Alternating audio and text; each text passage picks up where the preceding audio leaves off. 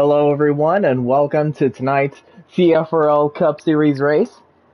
Tonight we are at Kansas Speedway, and I feel it's going to be a pretty fun one tonight. So I'm Ryan Harper, Darth Kylo, and with me tonight is Sal Zavala. And Sal, we are pretty much in the home stretch of the regular season, and that cut line is looking super spicy as we get into these final 4 races after tonight, so 5 total. So, how are you thinking the rest of the regular season is going to play out? I think you're going to see people try to be not desperate, but they'll definitely start taking chances that they wouldn't have taken 5, 6 weeks ago. I mean, pay window's starting to open up, and you definitely want to be one of those guys who at least has a chance to fight for a championship. Yeah, and looking at that cut line, Kamal Wright, he is 54 points ahead of the cut line, so he's pretty much locked in on points, barring any, late regular season collapses. Then we get down to 9th place in points, which is Spencer Boyce at 12 points above the cut line. Then 10th and 11th, a pair of Penske teammates.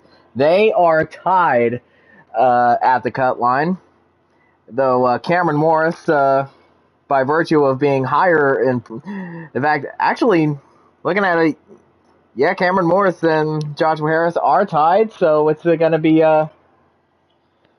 pretty much a free-for-all between those two, and then Anthony Peters, 12, 14 below the cut line. So, yeah, how crazy is that cut line looking, especially 10th and 11th in points with the 2 Penske teammates? Yeah, it just kind of makes things interesting as far in the Penske camp because, you don't really know what'll happen because they're definitely run around each other majority of the time. And you just got to think that probably starting tonight, that little teammate break will not be going, especially with it being as close as it is. 1 point could end up being a difference. Yeah, certainly. It's gonna you're gonna need. Sorry, I can't talk, but yeah, if we're getting to this point in the regular season, teammates are pretty much out the window. Yeah, so bad. But before we get into tonight's race, let's go over the starting lineup. And on the pole is Michael Fox with a 30.730, which actually sets a new track record. And starting alongside him is Bradley Domer Jr., who is 23 100ths of a second off the pole time. Row 2, we have David Wessel, who won the last race here at Kansas, and then Tegan Jones, who, of course, won the Coca-Cola 600 a couple weeks ago, as well as the Roval race last week.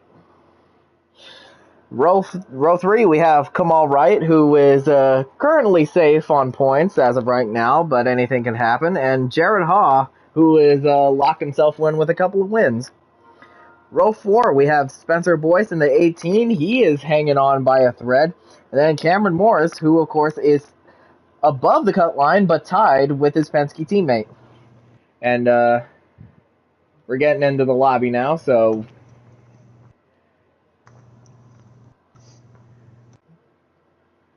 We can join now, you said? yeah, we can join now. So, Cool. anyway, row 5, we have a couple of Hendrick teammates. Michael Hot Honey Whitman in the number 9, and then Kevin Hall in the 48. They are both locked in with wins. Row 6, we have Joshua Harris, who is also tied with Cameron Morris at the cut line, and then Ryan Parsons, who locked himself in with a win at Dover. And then row 7, and rounding out the field, is Matt Connors in the 00, and a last-minute driver edition with Chase Loans starting in dead last. So, really, what stands out to you in regards to that starting lineup?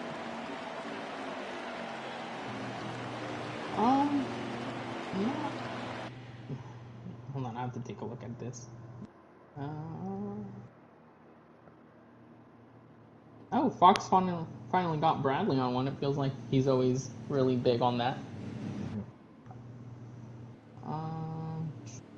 Not really any big surprises. Kind of a disappointing qualifying there for Ryan. Well, it looks like we're getting ready to roll here. So, who do you have winning this race tonight? Oh man, gotta know how to control that top lane. I say look for your typical fighters here. I think Bradley could very well make some noise here. Michael Fox with that pole position. Obviously Tegan, Mike, I wouldn't be surprised if he works his way up there from that in 9th position. Even Kamal, honestly, I'd keep my eye on him. And as they're coming off of turn 4, doubled up for the start. Fox on pole, Domer Jr. alongside. Green flag's out. Now let's go get them, boys.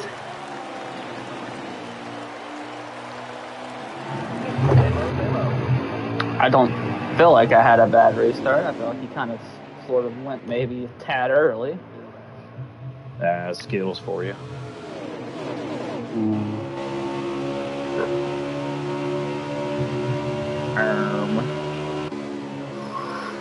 You were clear to mine. You could have taken it. Yeah, I got very, very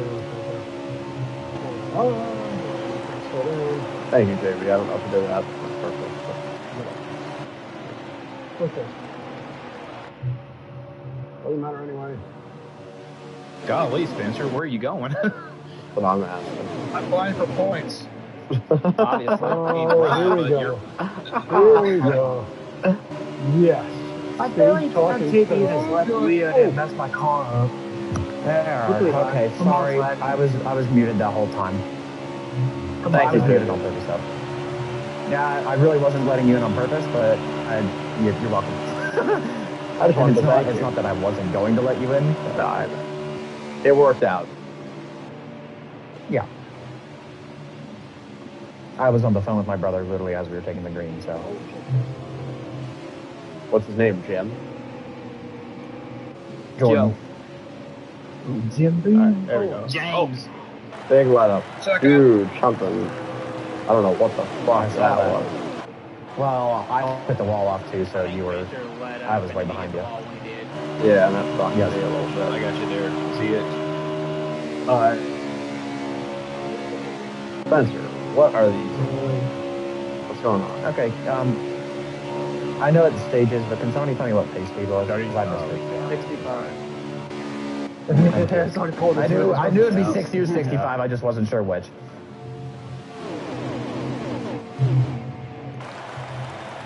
Oh my god, this line is so fucking slow. And already everybody just riding that top lane, hugging that wall. But of course, you don't want to get too high up there, because you'll end up hitting that wall.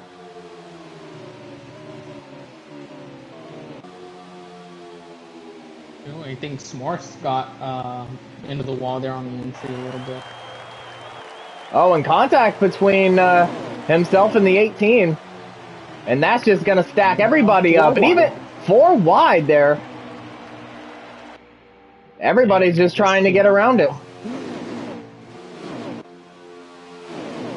But Morris is making a power move on the high side. And he's going to keep his spot, which I believe is 7th.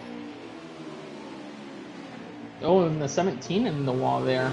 Yeah, the 17 is an aggressive move. Yeah, the 17 is Chase Loans, and he's in the wall again off of 4. I'll tell you what, I think that hurts that second pack though, because now they got to play catch up, and there's only 3 cars organized there. Yeah, the 2, the 14, and the 00. It looks like they got it all under control now, so hopefully they can start making a charge here at this lead group. Yeah, because it's starting to pull away a little bit as Parsons got into the wall, and he hits the wall again off of turn 3. So that's definitely going to hurt them. Oh, Right, someone's in Kevin the Hall in the grass. grass, and he's around. Into the wall. Oh, man, you hate it for him in that 48 Yeah. team. And it's a one-car incident, so we do stay green.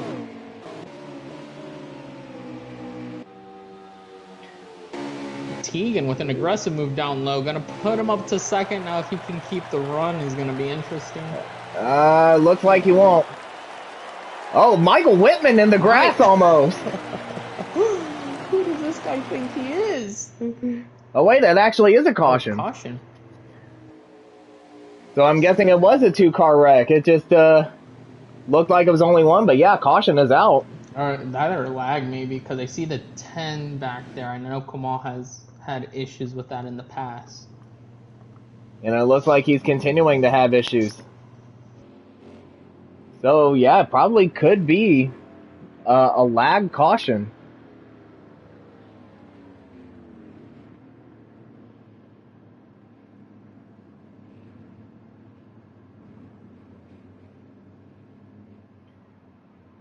Alright, so caution's out for the first time tonight. And the first for an on-track incident. Pit road is open and everybody's gonna file on in. And we're not doing that that system that we tried last week at the Roval where I joined the lobby so that way I can have my car on pit road, then leave the lobby and then join through someone else. So we're doing it the old-fashioned way, where we will see who wins the race off of pit road, or should I say, who has the first stall, so we can see who wins the race off of pit road, and it looks like it is going to be defending race winner, the 41 of David Wessel.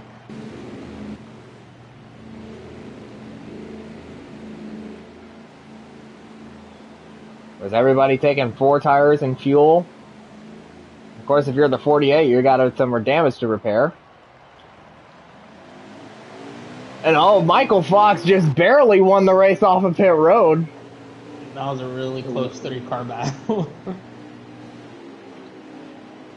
Yeah, he just had the momentum coming down pit road to that, and it allowed him to take to win the race off.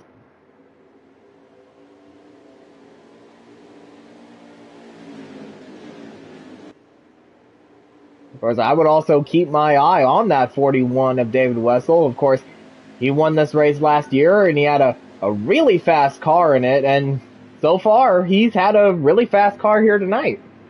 He's currently running in second. So how... If he can get a good restart, I wouldn't be surprised if he takes the lead coming out of turn 2, because that bottom will work, but only for that first set of corners. And how wild would it be if he wins tonight and it really shakes up the playoff bubble? Call him Wild Thing Wessel for a reason. And then as they hit the restart zone, we are back underway at Kansas.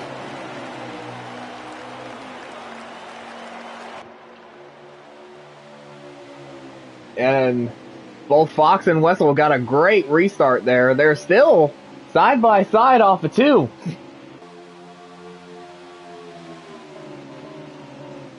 And look at Michael Whitman trying to push Fox along on the high side.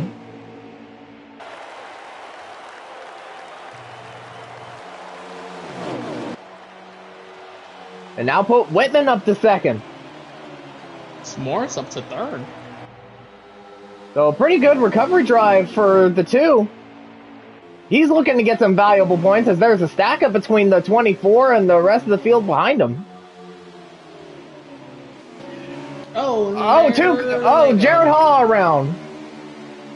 And it looks like Spencer Boyce got involved in it as well, so there might be a caution.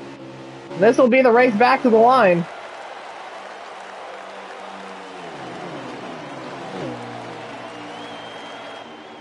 And yeah, caution is out once again.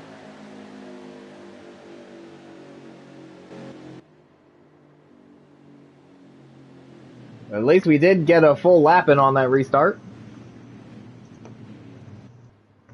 Biggest loser there, I'd say Wessel, because I mean you lose that valuable track position with this typically being a 1-lane racetrack. He fell back from the front row down to 5th now. How about that double zero of Matt Connors? He started second to last in this race, and he's already up inside the top 5. Definitely been putting in the work, and it's paying off, baby, because Matty is in the top 5. Yeah, and another huge shakeup to the playoff grid if Connors were to win tonight. And of course, we got some takers and we got some fakers as well. But of course, the majority of the field decided to take.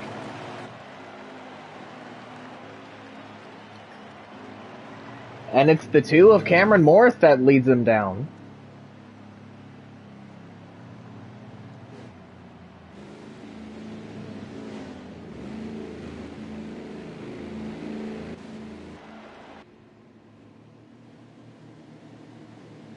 Yeah, and only 6 cars stayed out.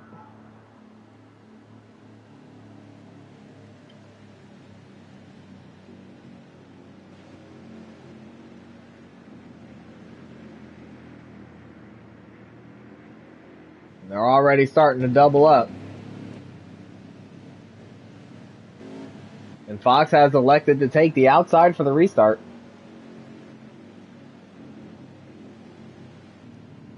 Of course, that is the preferred lane.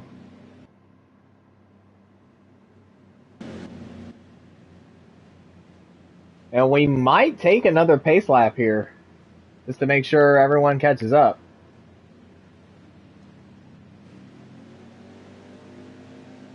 And actually, I think we might be able to go green. Yeah, that's Jared Hall there in the back. So yeah, everyone's here. We're gonna go green this time.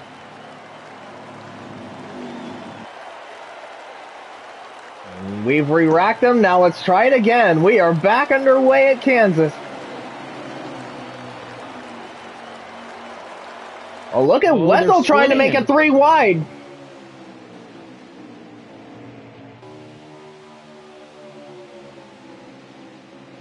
Contact between the 9 and the 22. Fox almost gets into the wall. They're 3 wide, almost 4 wide for second. This could be a big restart here for Mike if he's able to clear, and he is. So new leader, Michael Whitman. I think it also helped that Wessel kind of was able to get on the outside of Fox there going into turns 1 and 2.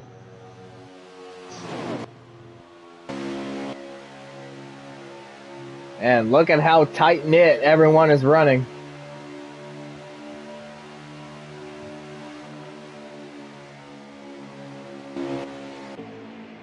So it is the Michael and Michael show out front. David Wessel was able to get back up to 3rd.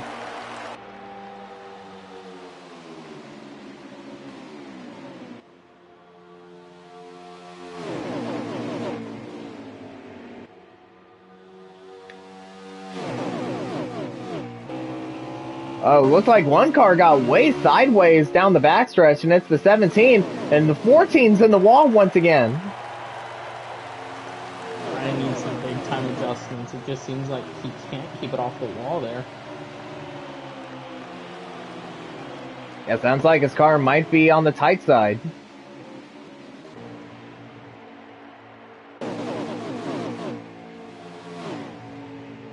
And on that restart, the double zero of Matt Connors, he got shuffled all the way back to 13th.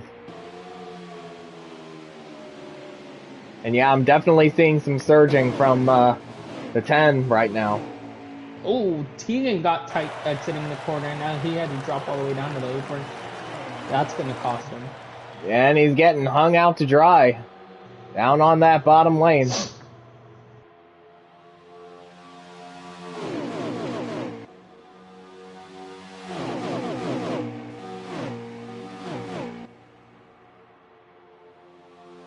And he tucks in behind his teammate, Ryan Parsons.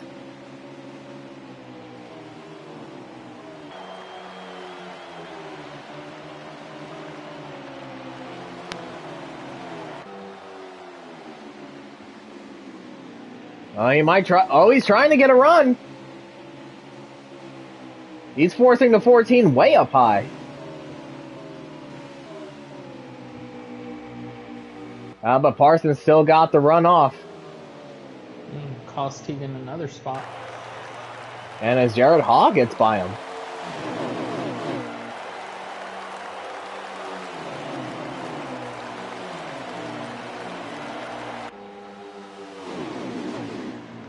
And now Hall's in the wall.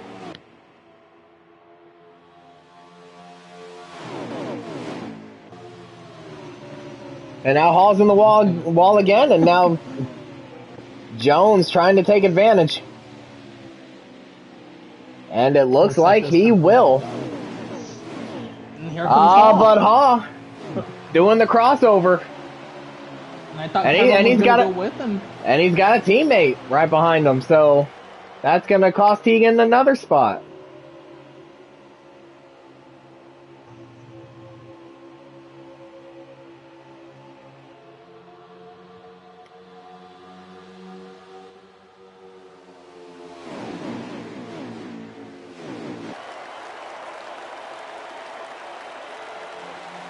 So it is Whitman still running out front. And he is the engine of this. Looks to be like a 9-car train.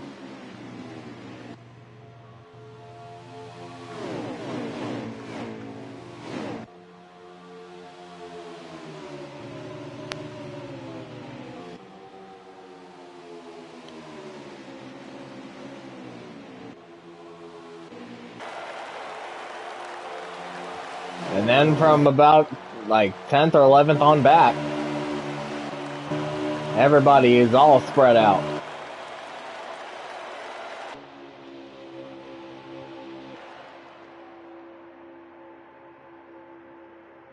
Now I'm still seeing a little surging from the 10.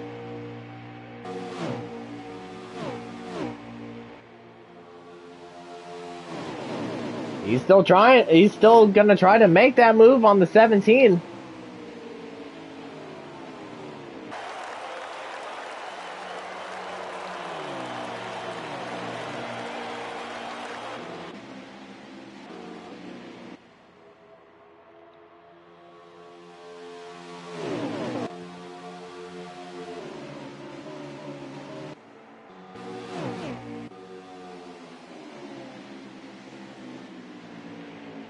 Then looking at the 14 of Ryan Parsons, we have seen him make more than one little trip to the outside ball there, but now it's seeming like it's not necessarily an adjustment he has to make, but rather how he drives the track, and he's still in the lead group running in the top 10, so like he's still got a chance to get himself some points, even though he's already locked in with a win.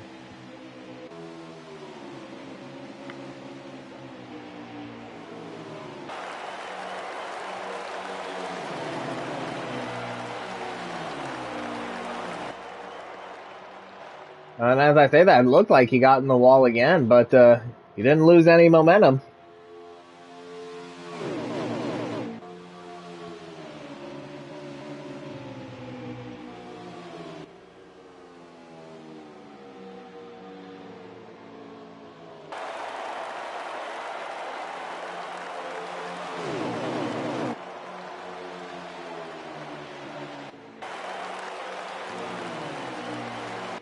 And it looks like we're already starting to see some moves being made. It looks like we are getting toward the end of the stage, as we saw the 18 and the 24 with a little scrap.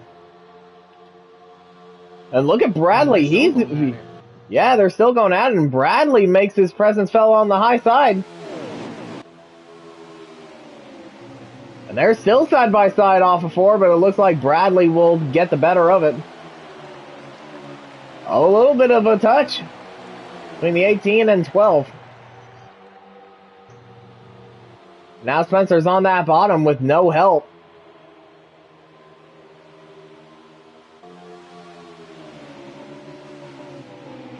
Now he's getting shuffled toward the back.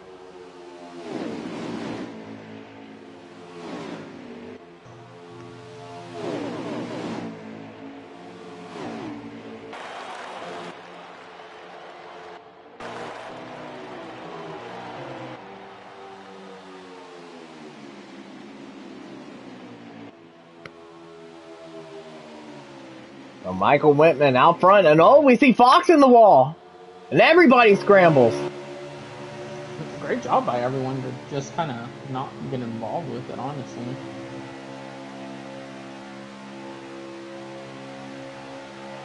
And since that split, Whitman up from the rest of the field, or the rest of the lead group.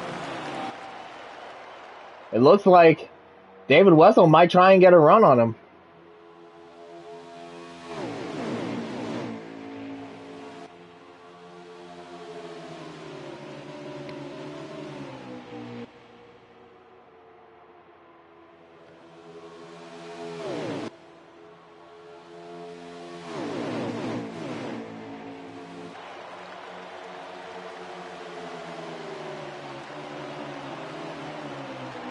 And there's the 41. He's on that back bumper now.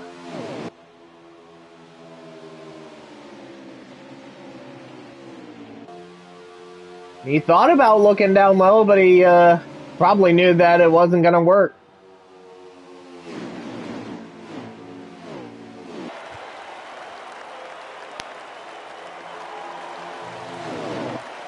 Oh, they're shuffling as they come to the line. And Michael Whitman takes the stage win.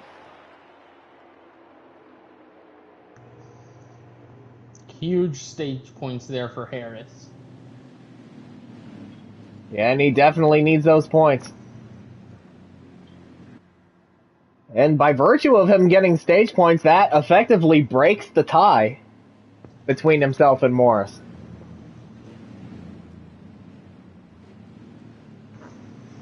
So advantage Harris after stage 1.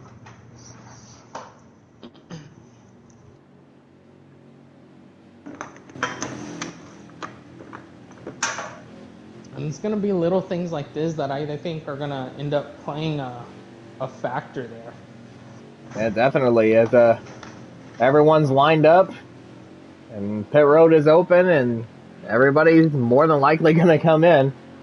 The stage results are Michael Whitman with the stage win, David Wessel second, Bradley Domer Jr. third, Joshua Harris fourth, Ryan Parsons fifth, Jared Haas sixth, Kevin Hall seventh. If I can find the right camera angles here. Kevin Hall 7th, Michael Fox 8th, Tegan Jones 9th, and Spencer Boyce 10th.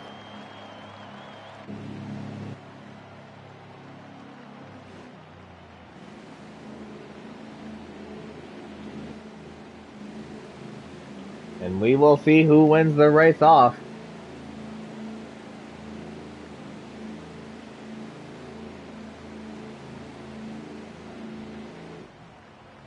And it looks like it will be... Oh, it was close between the 9 and the 41, but it looks like Whitman got him.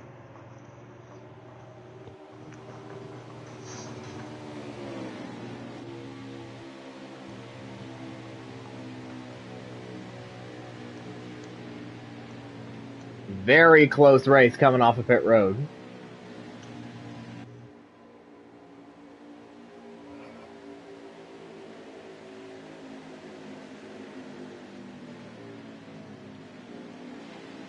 Whitman has elected to take the high side for the restart.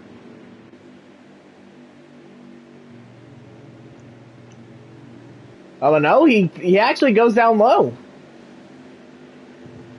We gotta have some kind of agreement. Although I will say, Mike, what has been the only one I've observed that can make that inside work in that first set of corners, like I mentioned earlier. Because if you play it right, you can easily clear, or at least find a hole to fit yourself in there.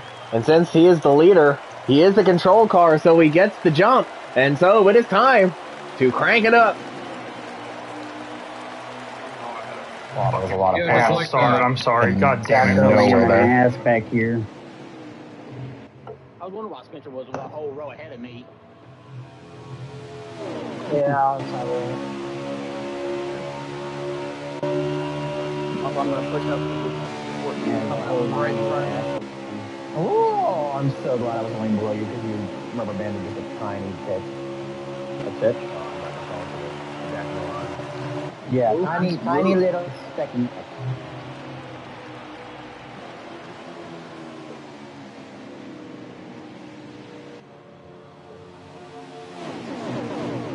Oh boy. Oh my God, Brandon. That was scary. Glad I looked you. Three wide. Oh, I I got it. I'm trying not to hit y'all. You all are Okay. welcome.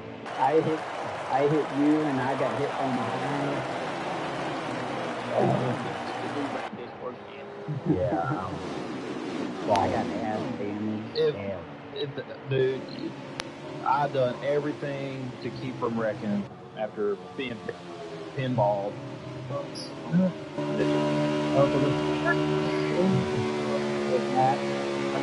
boy. Oh, did you hit it? I barely got it on my side.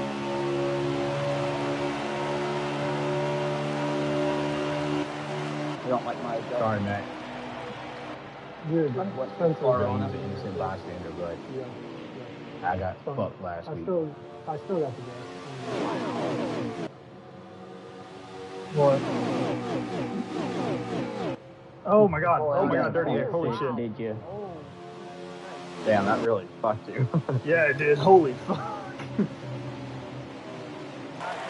I scraped the wall like a tiny bit. Yeah. It wasn't enough to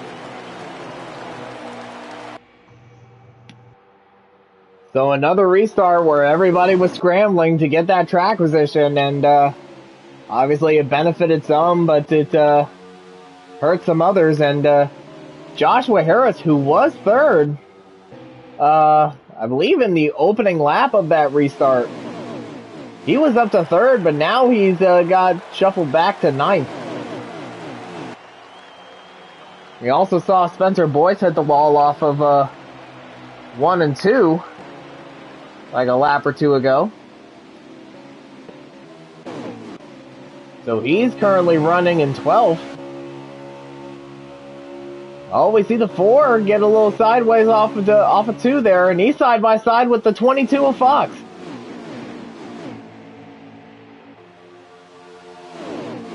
And it looks like he will clear him, so Tegan Jones able to make a pretty bold move on the bottom to get himself into 6th.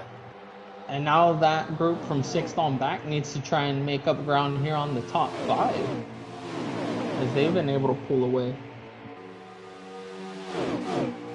And Jones has always been one of those guys where whenever we come to Kansas, he is able to make dive bombs into the corners on the bottom work out in his favor. He's able to pass guys down low and then come back up top to stop their run.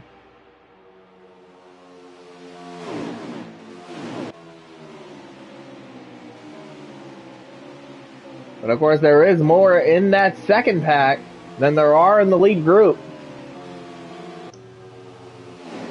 And that is already paying dividends as Deegan Jones can just see them in his rear view, in his out of his windshield, sorry.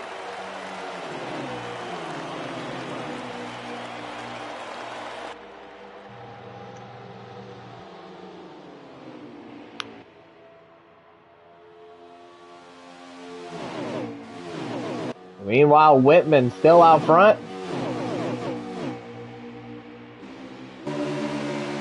The top 5 have broken away for the moment.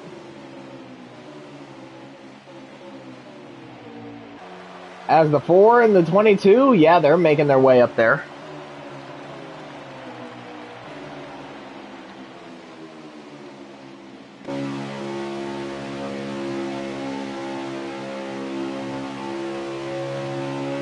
Jones is definitely there now. He's pretty much in the draft of the front 5. Oh yeah, they're there.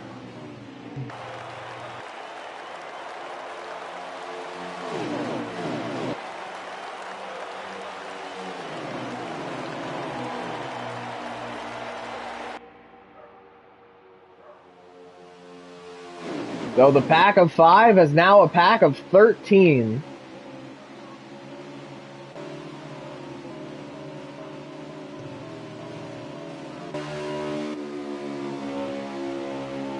Or 12, sorry.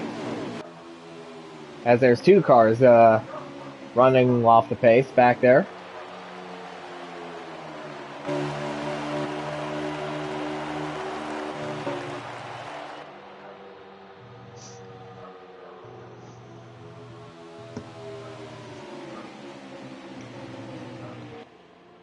Oh, Oh, it looks like a couple guys hit the wall.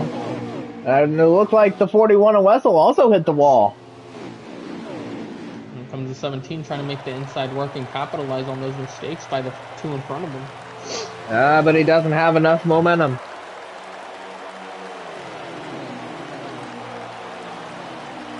And he's trying to slide in front of Tegan Jones, but oh, he's trying the bottom again.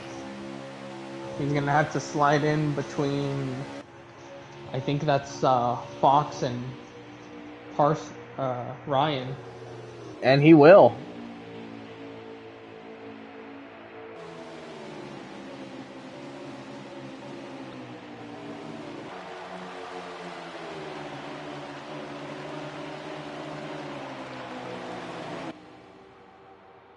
Currently, Chase Loans is running in 7th.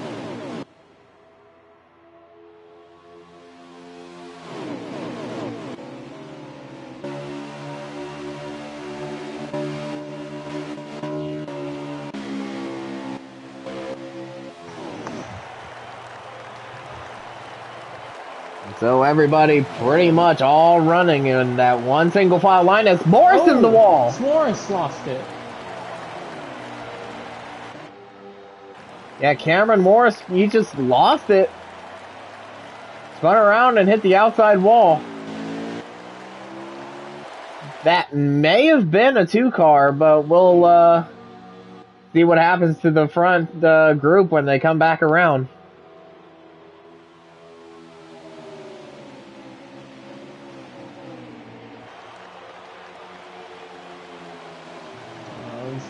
And here. Yeah, caution is out. So caution out for lag.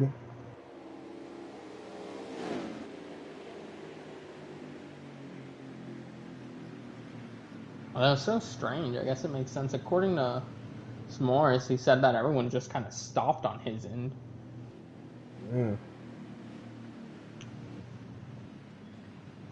So yeah, that might have been lag on his end. If everybody just stopped like that. Being asterisk on that caution there. As is the case when it comes to lag-related incidents. So pits are open.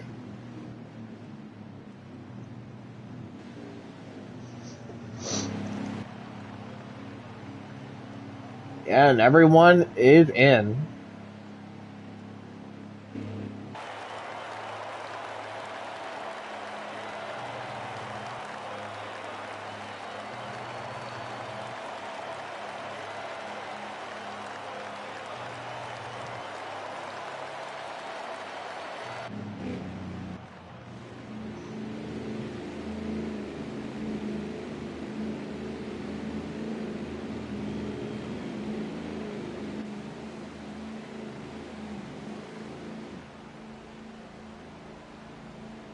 Whitman is out. Oh, and he will easily win the race off pit road as Wessel's still on pit road.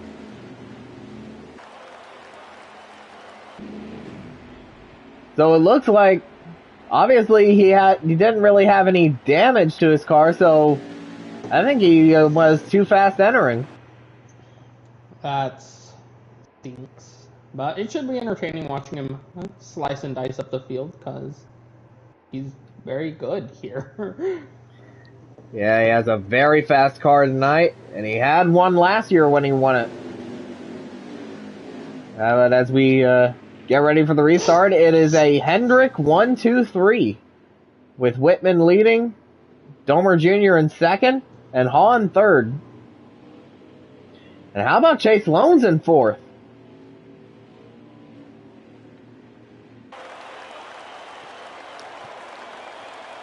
I mean, he's surprised me definitely. I mean, I know he's good and fast, but he has a real threat here for the lead.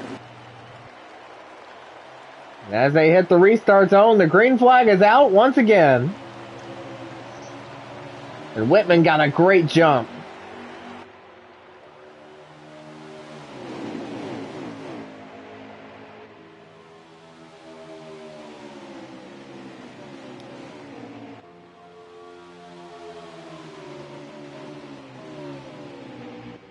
Nice restart there by the 200 cars on the inside lane there. Yeah, and it's those two cars that are currently running first and second.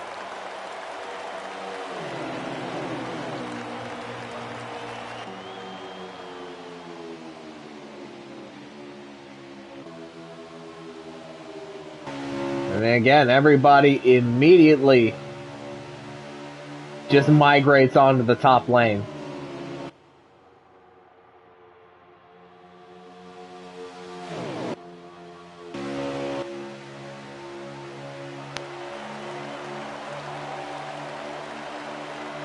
And all 14 drivers in this race are running nose to tail with one another.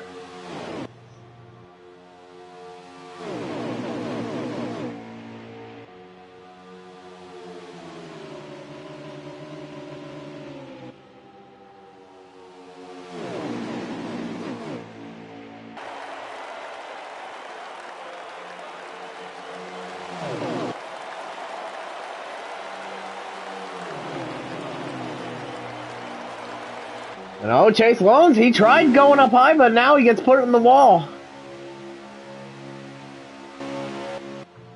And that Mike, and it looked like it caused a bit of a stack up, but he was able to keep it going. It looks like there was a little bit of a stack up farther down there mid backstretch. Sent S'mores all the way to the inside, and he's dropping to 13th, I believe. Oh, Wessel got a little sideways off of 4.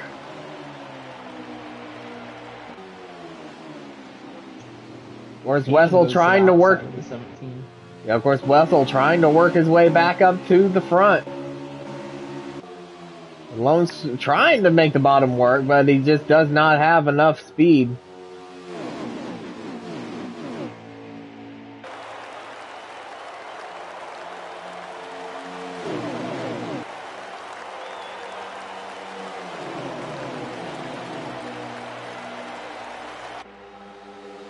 Chevron saw his 3 other teammates up here, and he... Chase Loans around! We got 3, 4, 5 cars involved in that. The 2, the 17, the 10. It looked like Wessel was involved in it as well, so yeah, that is definitely a caution this time. And this is the race back. Oh, look at them all fanning out as they come to the line, and Whitman just barely holds on.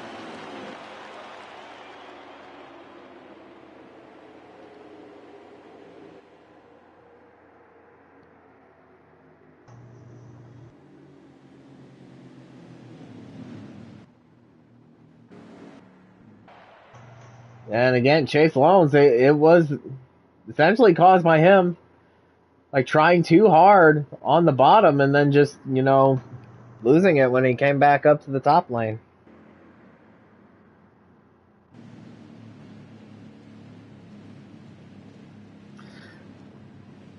Let's listen to the audio. I just wish we could. Oh my God, Chase! Oh, that's a caution. No, that's a yellow. Chase, what brain cell was you using there, buddy?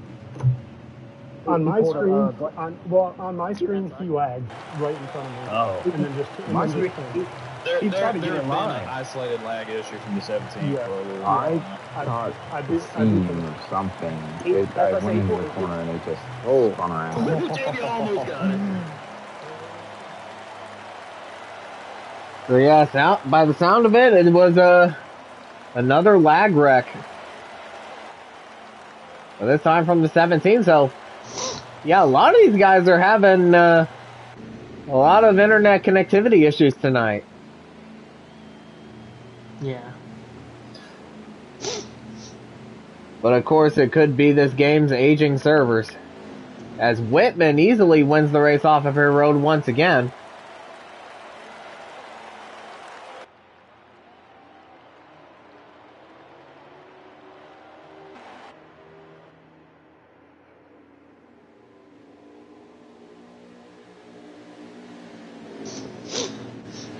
So Whitman, once again, taking the bottom lane for the restart, but this time he's got Bradley behind him.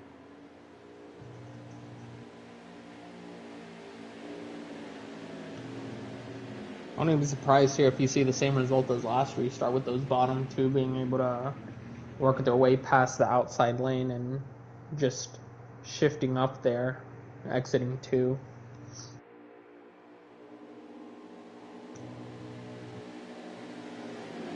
Yeah, we're probably definitely going to see a repeat of the last restart.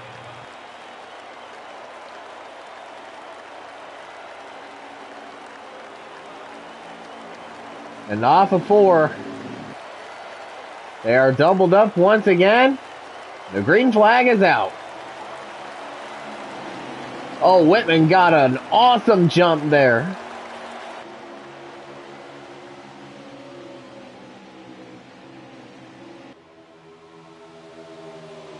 And Bradley's up to second.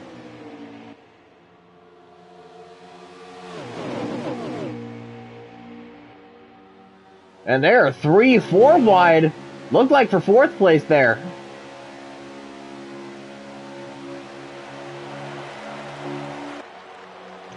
I'll tell you who that was huge for, I believe. That is Michael Fox back in the top 3. Yeah, Michael Fox, he's now back up to 3rd.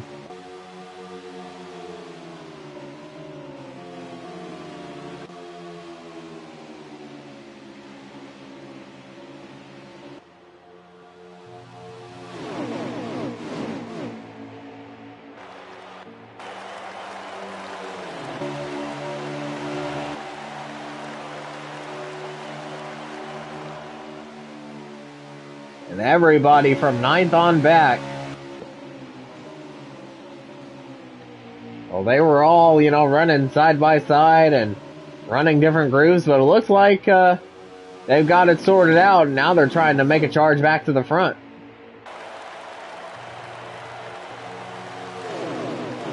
As again, the two of Cameron Morris making the bottom work, and he put Spencer, I believe, in the wall. And that lost all of his momentum. Oh, and Spencer's still in the wall.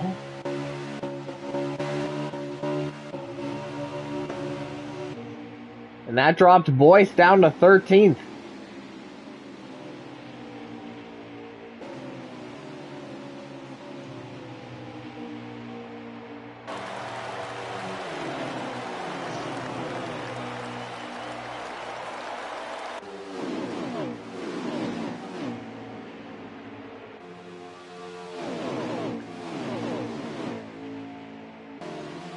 So now the front group of 6. And led by the 9 of Michael Whitman.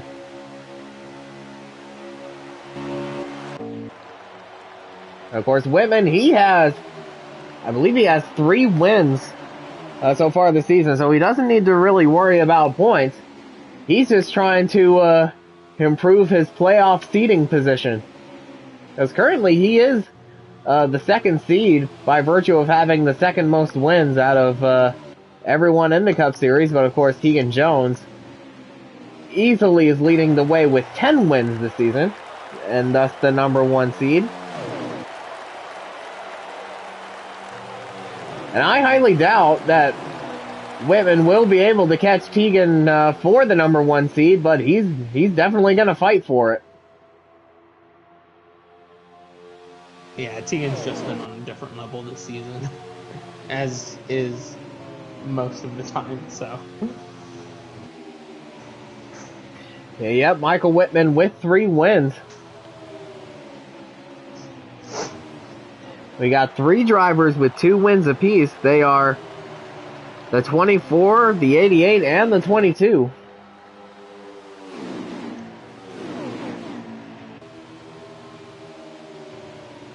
So we have only 5 drivers with multiple wins.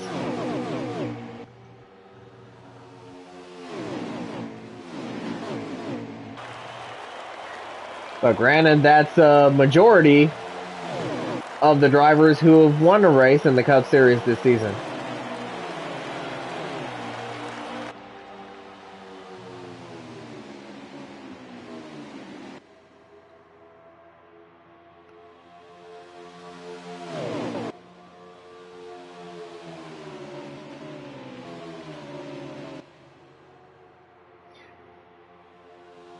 We are more than halfway through this race now.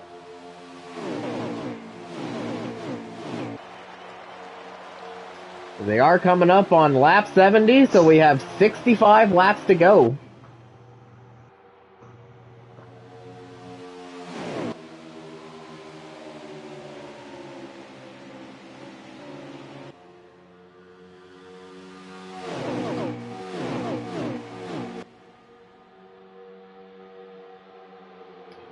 So Whitman is still out front.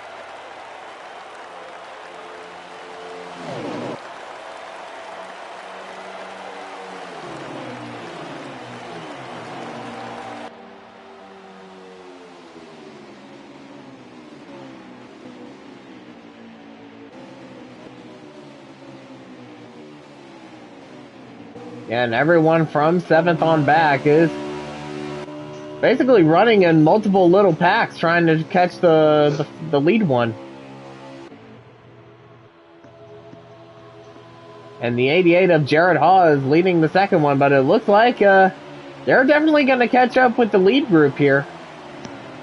Yeah, they've slowly but surely been making strides here. Right now, it's definitely going to help. It looks like Harris got a bit detached from the back end of this pack, so he'll be picking up a little bit on them.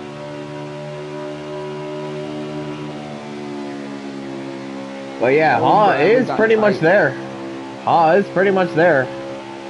That'll definitely help him. Bradley got really tight. I don't think he got fully into the wall, but definitely enough to check the drivers behind him up. But he has caught back up with his teammate, race leader Michael Whitman.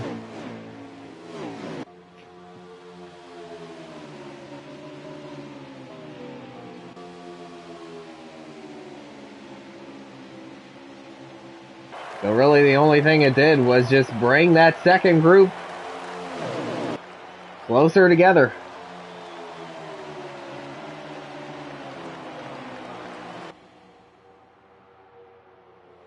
And look at Fox down low. Look at Harris down low. I just hope it doesn't cost Harris too much, because I know he probably went there because he had a big run, but obviously now paying the price for that.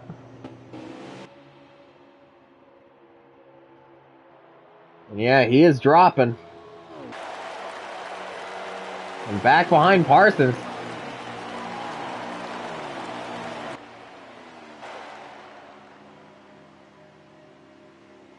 And that is currently 9th place.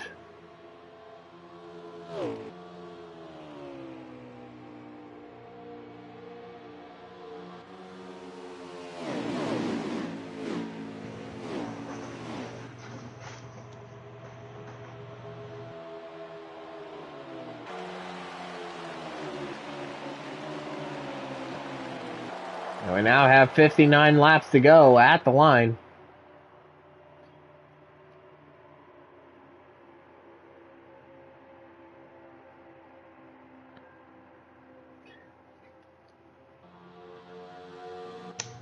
And Whitman's still out front. He has pretty much led the entire race since before the end of the first stage. So he's definitely on to something, being able to stay out front for this long.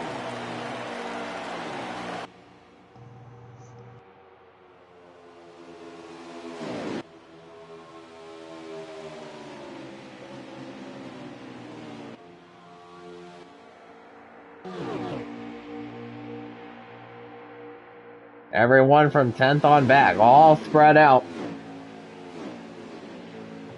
Of course, they're hoping for a caution to bunch the field back up. Ooh, Tegan and Bradley make some contact there as Tegan was looking to the inside coming out of 4. And he slots back in behind Bradley Domer Jr. in 3rd place.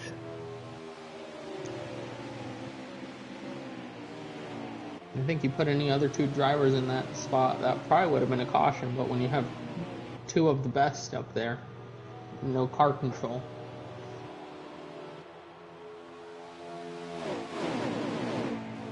And that let Whitman break free even for a little bit.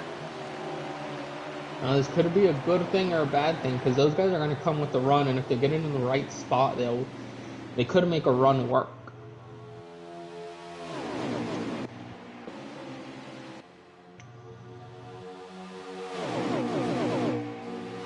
Well, Bradley's on the bumper, and it looks like he'll stay there. I think that was a smart decision because if you don't feel like you have enough to power by there on the bottom, you're a sitting duck, and then you're finding yourself at the back end of this, 9-car pack. Yeah, it is 9 cars. Oh, Tegan got checked up into the wall, and they saved that. Yeah, he saved it. But that definitely cost the stack up. We got Hendrick 1, 2, 3 again. Yeah, but this time the 48 has entered the chat, as it were.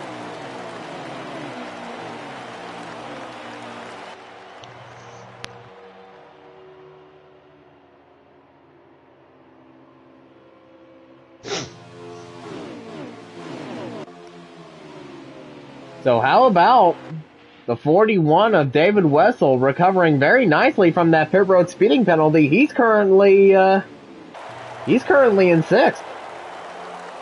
I don't think it was much of a surprise. I mean, clearly he has something figured out at this track, and he has a fast car today, because before that he was in the top 3, 4 running spots. So definitely not surprised. Definitely been fun to watch him. And I definitely keep an eye on that 41 before this thing's all said and done. And as some races have come down, it's Stuart Haas versus Hendrick, as you got Hendrick in the top 3, and then 4th through 6th is Stuart Haas, and then the 4th and final Hendrick car there behind them. There's all 4 Hendrick cars running in the top 10 as Fox gets sideways off of 2. He just dove it way on down the inside of the track, but he's able to keep it straight. But that definitely cost them the draft. And it looks like pit stops might have started as we see the 17 and the 2 be the first takers on pit road.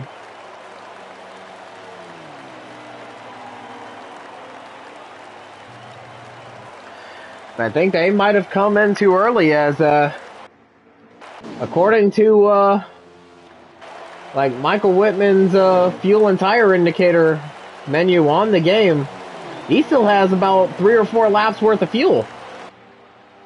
He could have just been burning up their tires, honestly. Yeah, that could definitely be the case too.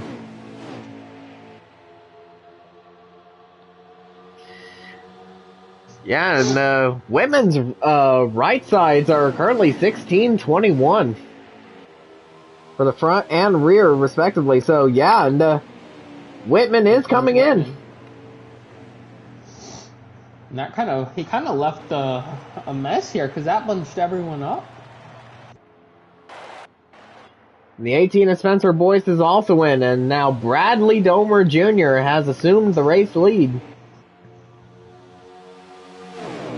But of course, you gotta wonder when he and pretty much everyone else in the lead pack will come down for their stop. Wouldn't be surprised to see a couple of those front runners come in here on this lap. Yeah, there we go. We got a few Fords, 2 of them being Stuart Haas. The 14, the 41, and the 22. Michael is now exiting pit road.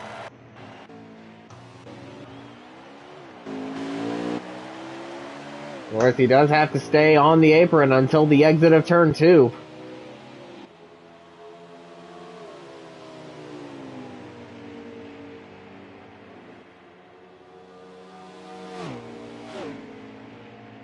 And this group of the top 5 right now stays out one more lap.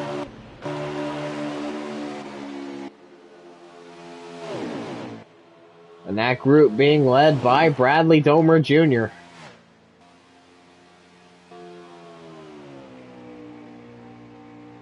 But it looks like he might be coming in. Let's see if anyone joins them. It looks like the 12. So yeah, the 24 and the 12 are on pit road.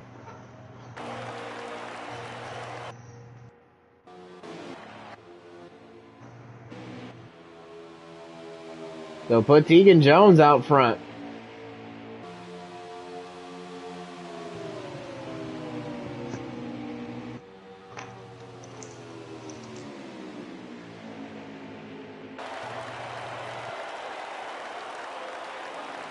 Now the top three are in.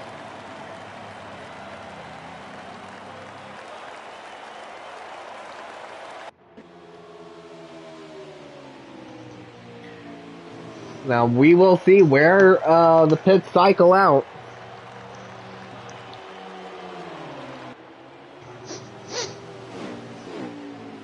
Harris beats Bradley off of pit road. Amazing pit entry by him. Yeah, so the 12, Joshua Harris, gets out in front of the 24.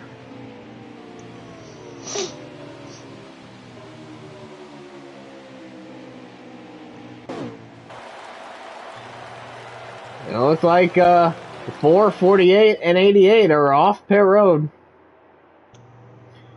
And it looks like Michael Whitman has retaken the lead. Yes, he does. So, Whitman, again, out front. Yeah, but he has an even bigger gap now.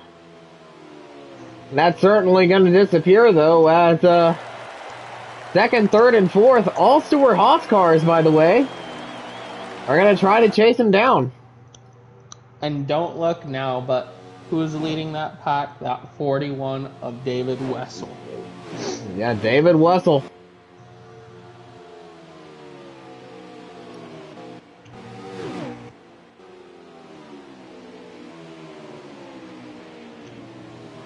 Wessel having a huge night tonight.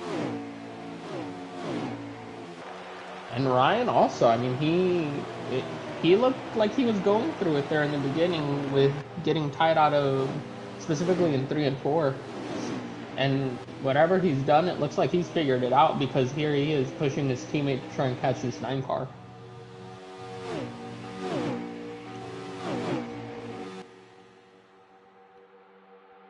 And one thing about the green flag pit stops here at Kansas, it tends to spread everyone out, even those who are running nose to tail for the entire time.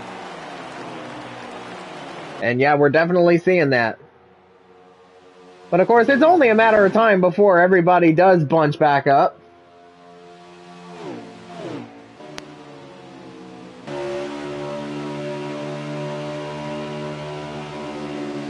Yeah, the 41 and the 14 are catching the 9. Ever so slightly.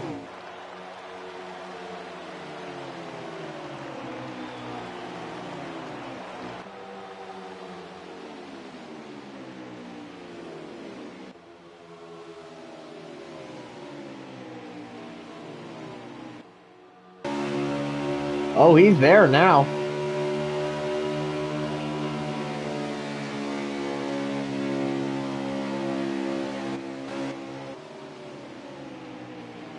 So both he and the 14, Brian Parsons, have caught up to race leader Michael Whitman, and they tried making a move as they had a run, but nothing to it.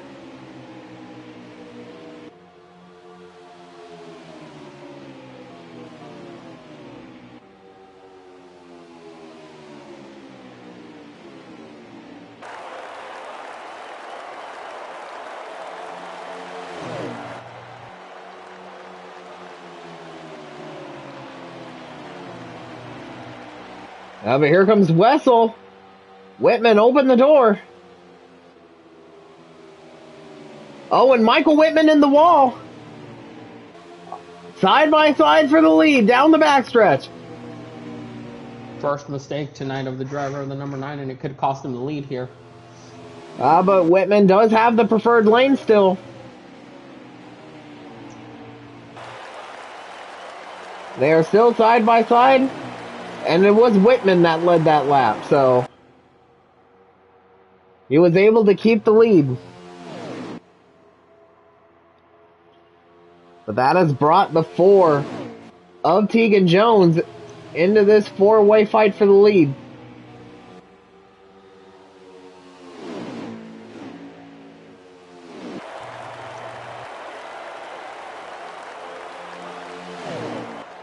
And Fox, if they continue to battle, he might try to make it a 5-way battle. What could be 4 Fords versus 1 Chevy? I do not like Michael's chances right now.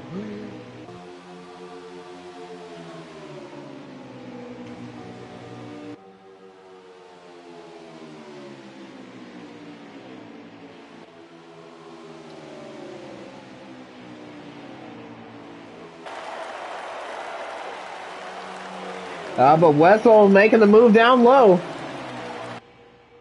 He had a run on the 9.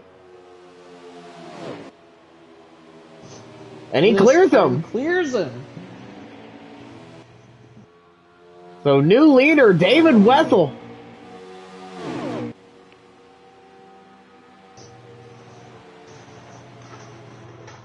Whereas he's trying to go back to back. Whereas Wessel trying to go back to back here at Kansas.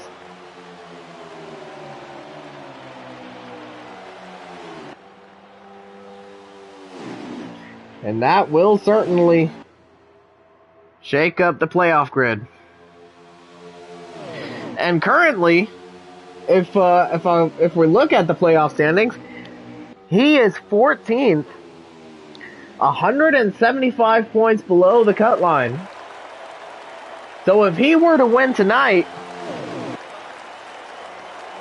yeah, that will definitely shake things up.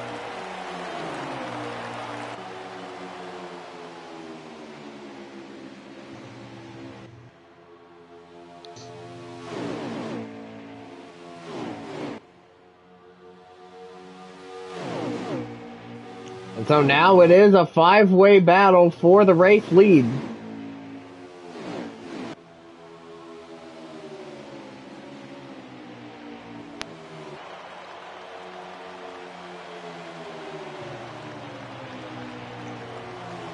As we now have 33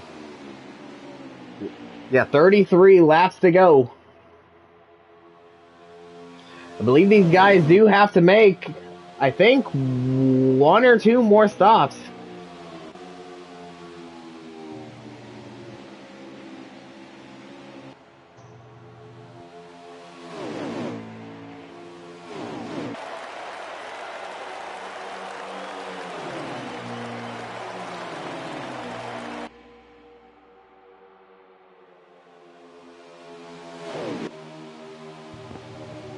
So we got the front pack of 5, and then we have the second pack of 4.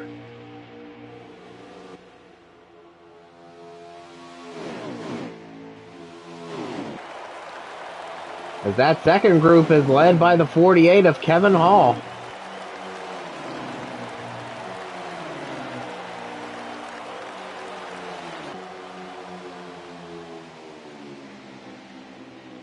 Of course, they're all running nose to tail, trying to work together.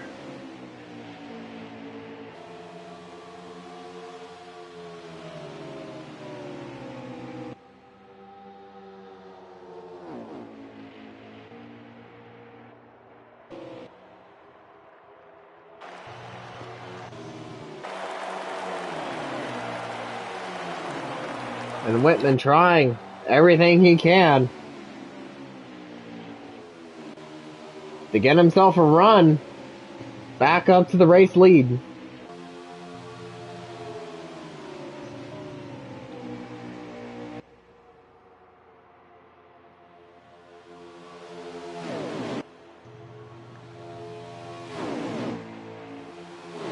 Oh, Wessel into the wall a little bit. That's going to give Mike a chance here.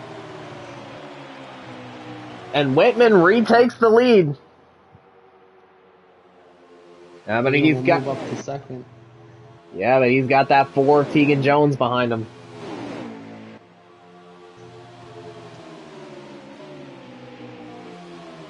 Kansas is another track that the 4 is very strong at.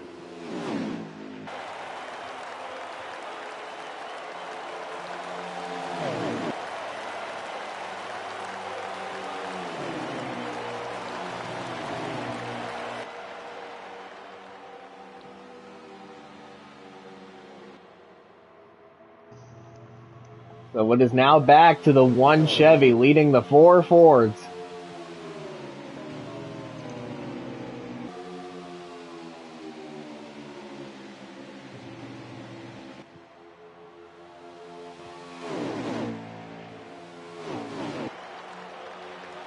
Jones got to run up high. But he didn't have enough speed, enough momentum.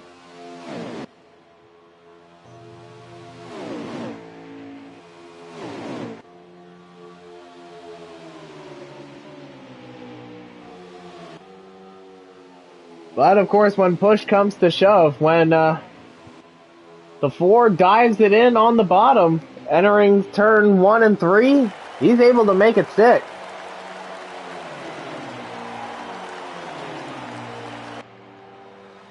And if he is in the position to make that move, he will definitely make it.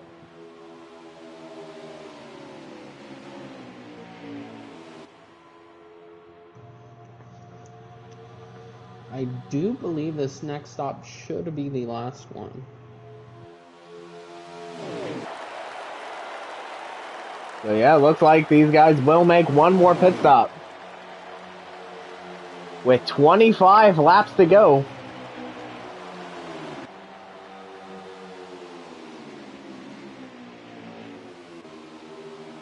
So it is Michael Whitman out in front once again.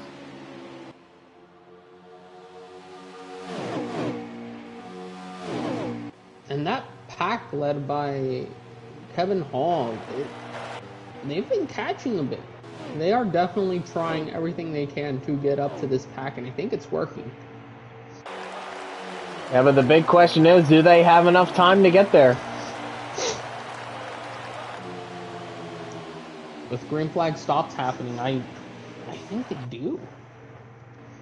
And anything can happen under green flag pit stops. Speeding or maybe catch a caution at the right time. You could put them right back in this.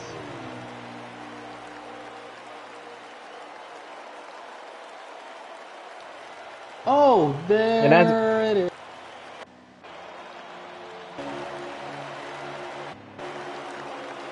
Yeah, we got a few cars trying to get on the pit road. They've all spun around, so the caution is out. On Whitman slow as he comes to the line.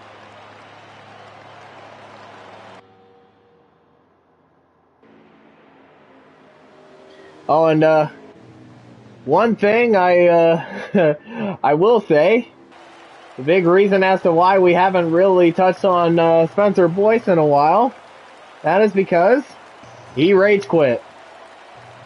Shocker. Yeah, absolute shocker.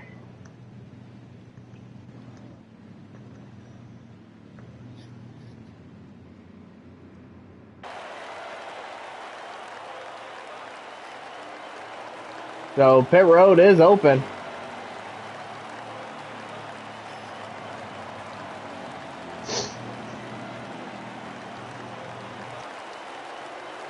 Oh, Whitman just stopped.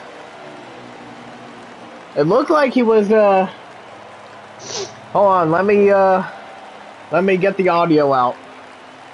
I can see what you did. I got 2 eyes. Oh. Oh, God. Whoa. Oh, my Okay, God. so we're not going to call that about hitting. Well, I went down. I thought y'all were.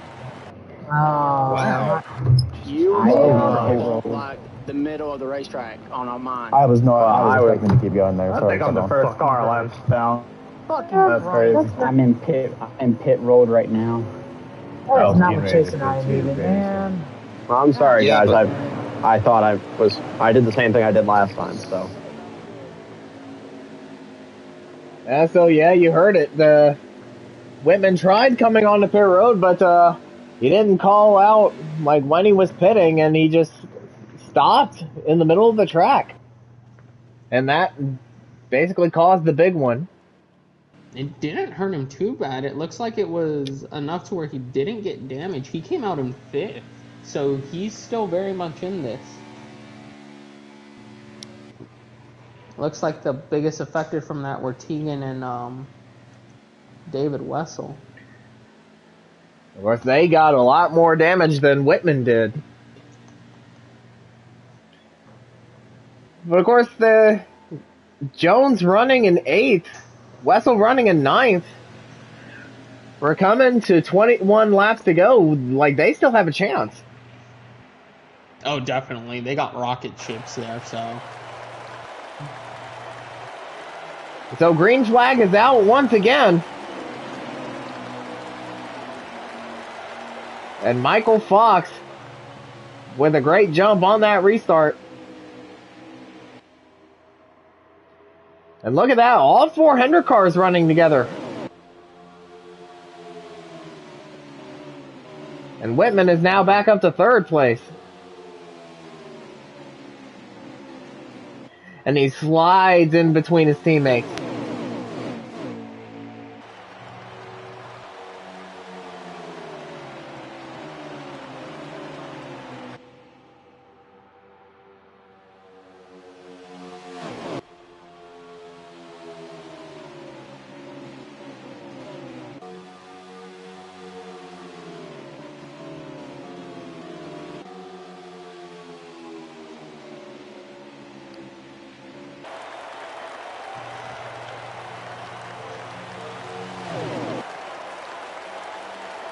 And now the entire field running all together. Oh, but Fox had the door open for the 88 to make a move, but he hangs on to that lead. Yeah, it looks like they just didn't have enough of a run there to at least poke the nose. And Michael Fox leading his first laps since stage 1, as we saw the 88 just ride the wall off of 4. And that will stack everyone up.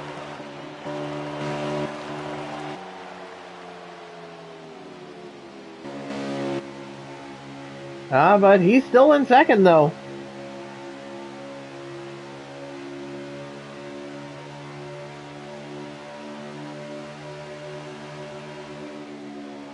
Of course, when you're looking at 1 versus 13, yeah, the 13's going to win every time. Yeah, that pack's just got to regroup now and try and move forward. And of course, those stops under caution, like they were the final pit stop. So yeah, it's pretty much a sprint all the way to the end. What you got is what you got. Let's see who was able to keep up with changes and everything properly and get a win from it. But of course, there could be another caution. Especially with the way everybody's been running.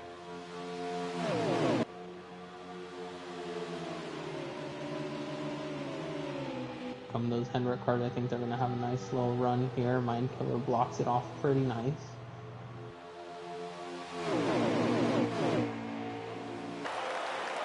And as they come to the line with 15 laps to go,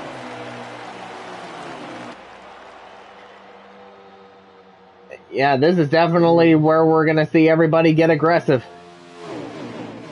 48 got in the wall there, caused Tegan to have to check up and go to the inside, and now he's side by side with Kevin Hall on the 48.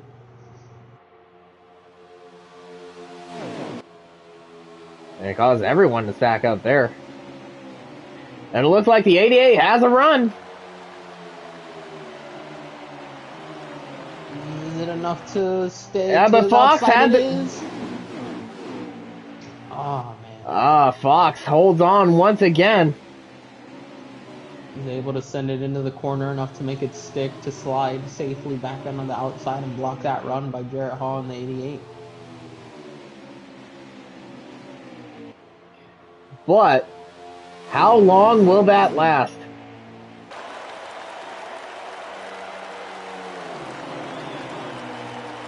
The Hendrick guys have kind of figured out Mind Killer here. They know he likes using that apron, and if they're able to just be together to form that run whenever he tries to join back they will be able to block it. Or block him from getting back up. Well, of course, I think the 3 remaining Hendrick cars of the 88, the 9, and the 24, they're definitely planning something. As again, the 88 tries to take the run on the high side, but again, Fox blocks it off. But Fox may have gotten a little too high as Hawk tried again on the bottom.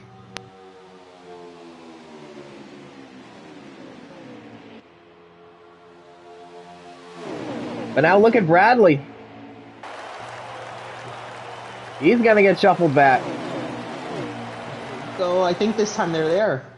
Yeah, I think Jarrett Hall got it this time. The 88 and the 22 side by side for the lead. Yeah, that move, it was going to cost him. And here comes Tegan trying to make the move to move into third. And they were 3 wide for second momentarily. We now have 10 laps to go. They were almost 3 wide for second.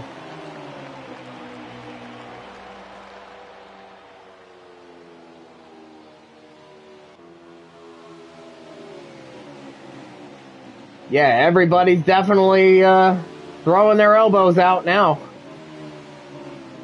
Here comes David Wessel moving into the 4th spot. We thought he was out. He definitely is not. Oh, it's not over yet. It's just getting started the way these guys are racing.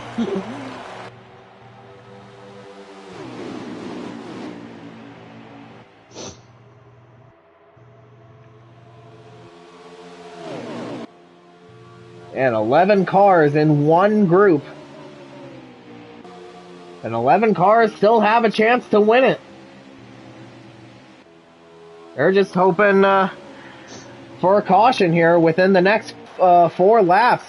With 3 laps now.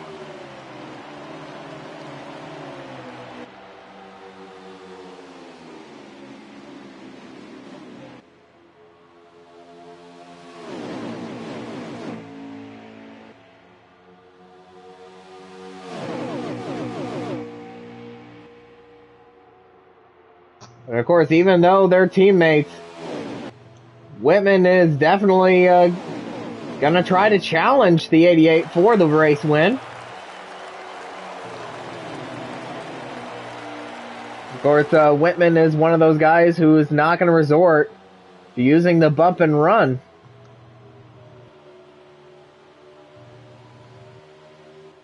And if he's going to make the move on the 88, he's definitely going to do it very cleanly. He's just hoping luck falls his way and the 88 makes a mistake.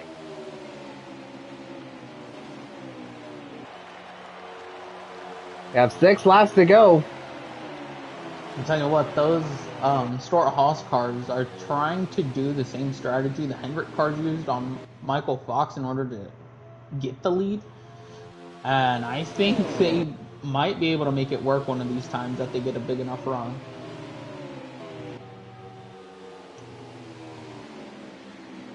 Michael's just been pretty good at defending that move. Oh, Wessel got in the wall. Contact between the 48 and the 41 as we now cross the line with 5 to go, so no more cautions. And somehow both of them save it.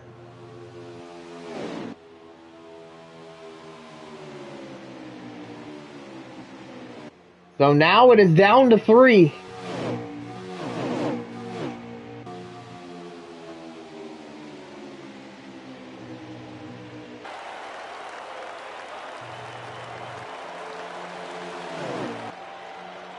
Oh, but here comes Whitman. It looked like he had a run. Now, if you're Whitman in this situation, do you fight your teammate for the win or defend your teammate's position from Tegan? I tell you what, you touched on it earlier. You were trying to get as many playoff points as you can right now. I think for right now, you try to hope for the best, and maybe it's just you and your teammate duking it out in the end, but I think at one point you gotta be... Here comes Tegan, they touch! Yeah, but Whitman again with the preferred line. Oh, but Whitman in the wall. So now Jones up to second with 3 to go.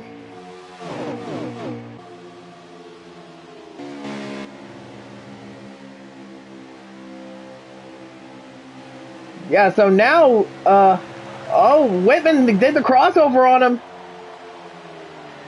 2 laps to go. And made it work. I tell you who loved seeing that, and that was this 88 car. Able to build a bit of a gap.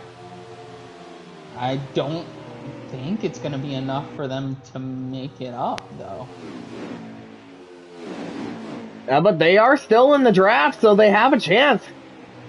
As they're coming off of turn 4, but they are running out of time now. White flag is out. Final lap of Kansas as the 12 is in the grass. There they go. Let's see who can perfect it now. Tegan goes to the inside. That's not what they want. Down the backstretch for the final time.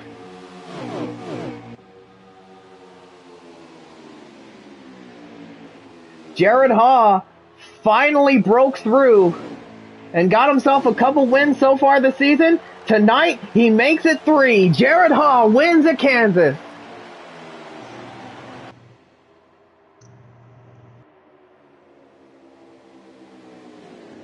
What a race. I should not finish right here. I should have fucking fault. That's so fucking dumb. That was crazy. Mind you, if they crash out on you, bro, they have absolutely every right to. I'm not protecting their ass. That was fucking stupid. I missed that. What do you mean? No. You just walled the 24, and then you walled the 41 like a dumbass, and then you sit here like, oh, I didn't touch them. I thought I was clear. The fuck Stevie Wonder thought you was fucking clear? I was pretty clear. I saw the 41. I saw the 41 coming. I was like, no. They have absolutely every right to crash out on you. If they wreck you, I'm not protecting you this time. I'm not protecting you this time. That was stupid. Andy I was right behind him. I was right behind him. I just heard, oh my god. Thank god I was right behind him. You won. Yeah, and it is, let me see who has the fastest lap here. And it is Tegan Jones with the fastest lap with a 30.6. And he's the only one that got into the 30.6 bracket.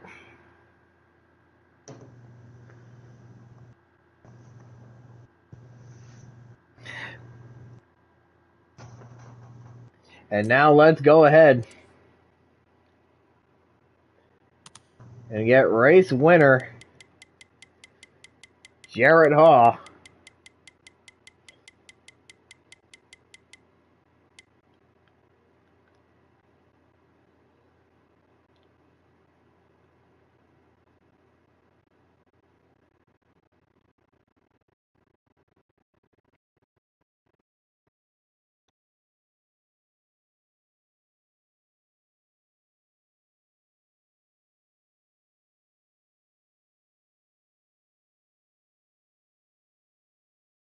And there is your race winner, Jared Haw. Like a very wild finish to an overall pretty entertaining race.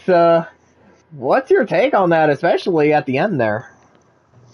Well, I don't quite know what all was happening behind me, mostly because I was out front with my heart pounding out through my chest. But definitely a crazy race. Just a lot of situations didn't go my way tonight, but some situations did. And really, really glad that Mike was behind me there at the end. I know he was playing teammate for me, and I'm really glad of it.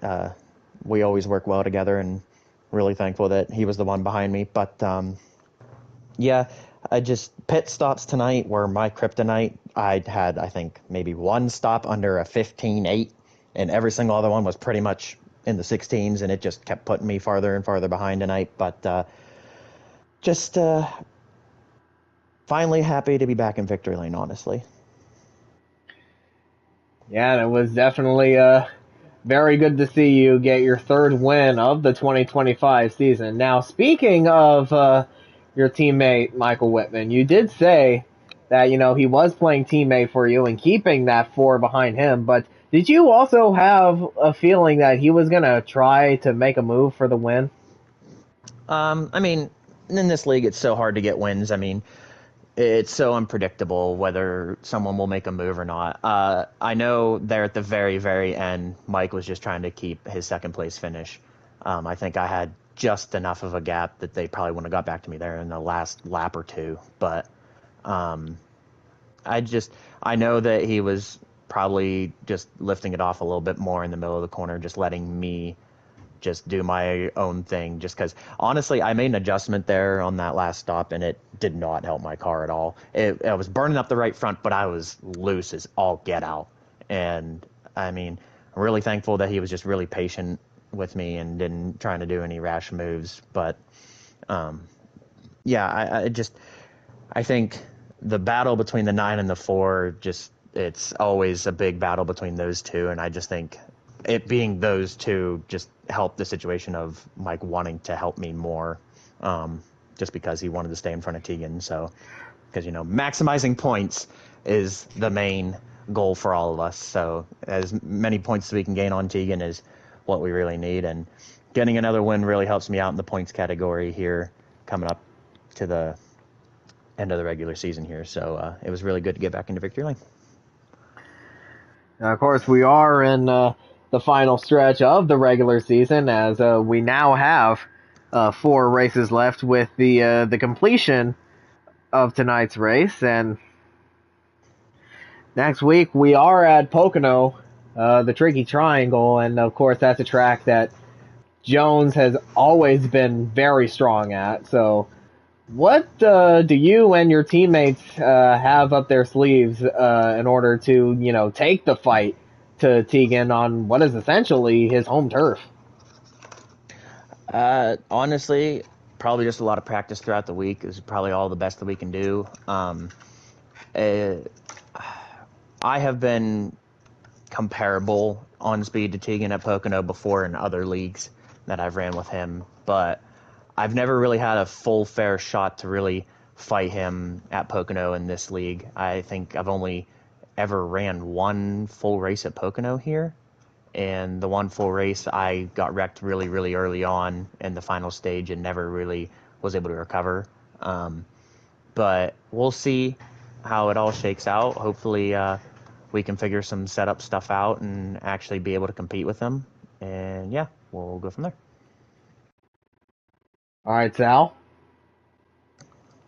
Just going back to the whole maximizing points. Obviously, you want to win. How do you approach these last 4 races? I mean, you are now tied, I believe. Correct me if I'm wrong, Kylo, with the second most wins this season. Yes, he is. Yeah. So how do you approach these last 4 races, especially going into a big race like Kylo said, where Tegan's basically had his way there for as long as he wanted to? Well, they always say in this sport, momentum is key, and hopefully that can carry over. Next week will be a little bit touch and go whether I'll be able to make it or not, but we'll see. And then the following week for me, I'll actually not be racing. I will actually be in the real life Pocono. So that's why tonight was really good to try and maximize as many points as I can get. But after that, it's all full steam ahead to try and get as many points going into the playoffs. We all know that Tegan's probably going to be the regular season champ unless he just drops off the face of the earth and loses a whole bunch of points. But it's the dogfight of 2nd through 5th between me, Bradley, Mike, and Mindkiller, just us 4. are all really close this year, and that dogfight for points is really heating up, and so hopefully we can come out. It'll probably be closer between me and Mindkiller coming out 4th and 5th. We'll see how many points I lose here in these next few weeks, just because of certain situations taking me away from the races. But we'll see where we fare out. Yeah, it should be an interesting final stretch of the regular season. But congratulations on your win tonight at Kansas, and yeah, we'll definitely see you at some point within the next couple weeks. Yes, sir. Thank you guys for broadcasting. Yeah, of course.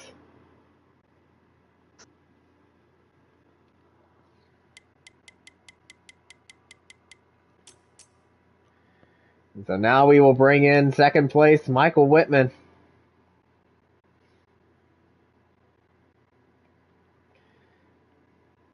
course, Haas said he was definitely playing teammate at the end of the race, but I know he wanted one more spot, and there he is, your second place finisher, Michael Whitman. You had the most dominant car here tonight as you led for pretty much the entire race, but at the end you played teammate to help Jared Haw get the win.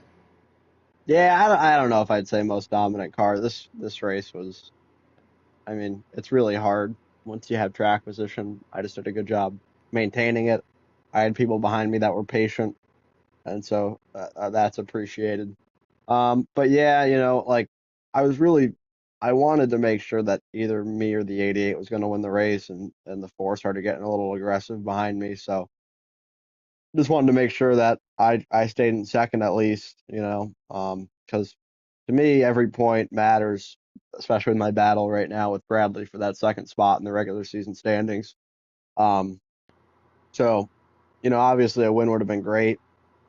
Super happy for JB though, well deserved. First mile and a half win for him, so that's pretty cool. But just wanted to get the best finish I was able to, and second seems like that's what it was tonight. Yeah, and it definitely looked that way at the end, but did you, while you were running in second, did you like have like that feeling in like the back of your mind where you're like, like I'm still gonna try to fight for the win in any way I can? If I didn't, I should quit. So I did. I want to win every race that I participate in. The day that I don't want to win is the day that I should stop doing this. But I had a couple runs that maybe could have worked, maybe not, but just wanted to be timely with them. And then Tegan, I just was defending because I saw how aggressive he was trying to get through the field, and I just wanted to maintain position at least because I knew if I was second, that coming into the final stretch there, I would have had an opportunity at the win. Um, if not be able to go get it. So just wanted to maintain that until the last lap, and unfortunately, battling him lost a little time. He got into me a little bit in 1 and 2 there on the last lap, so it kind of just took both of us out of it. You know, I get it from his perspective. He's always going to try to win too. Do I think it was the smartest move for him? Probably not, but it's I'm not mad at it or anything. I'm just super happy for a second place finish for myself and a win for JB tonight. But now let's go back a little bit to that final caution of the race with a bit of a like a miscommunication with the final round of green flag stops. Yeah, well, I didn't communicate. I didn't say I was pitting, but I didn't on the previous pit stop either. I thought my line made it pretty clear that I was pitting. I had ran on the upper groove the whole race, and I thought I was pretty far down, but they followed me. I guess I don't know. I have to go back and look. And probably looks different from different perspectives, but I thought I was pretty far down when I attempted to pit. Um, so I was surprised that happened. I really wasn't even paying a crazy amount of attention behind me. Um, I was just focused on trying to get the best pit entry possible.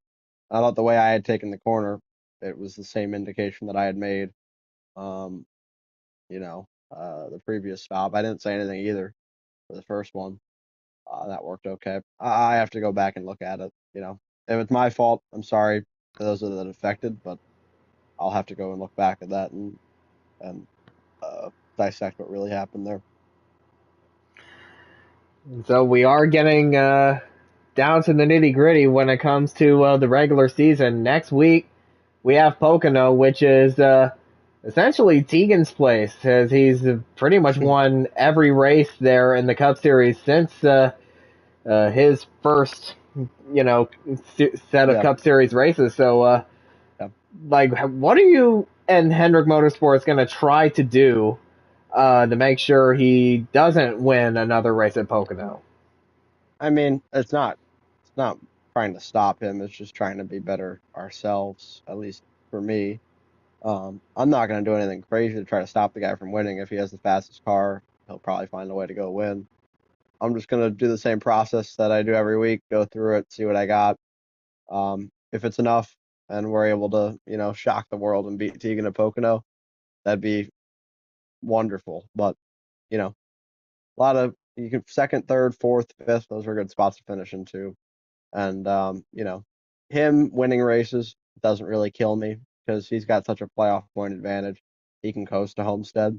It's really, honestly, about hopefully not letting a lot of my rivals get playoff points tonight, or not rivals, but people that are around me in points. You know what I'm saying?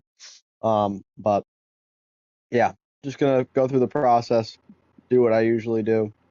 It's usually a pretty solid track for me. I've had a couple races where I've had chances, haven't been able to convert, but definitely hopeful. I feel like I've had decent speed lately, so hopefully we can take that into Pocono and have a shot to win for sure. All right, so Sal? I do not have anything for him. Hi, Sal. Hi. I love you. I love you too.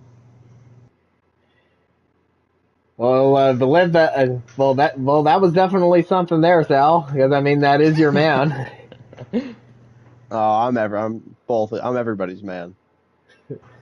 I'm for the streets, they say. Or for the track in this case, but yes. Yeah. Anyway, congratulations on your runner-up finish tonight, and we'll see you next week at Pocono. Thank you guys. I appreciate y'all doing this. Yeah, of course, anytime.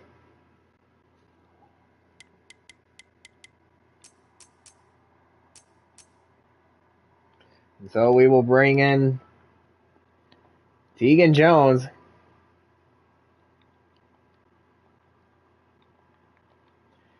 Yeah, he definitely had a shot to go out there and get himself his 11th win of the season. But ultimately just came up a little bit short.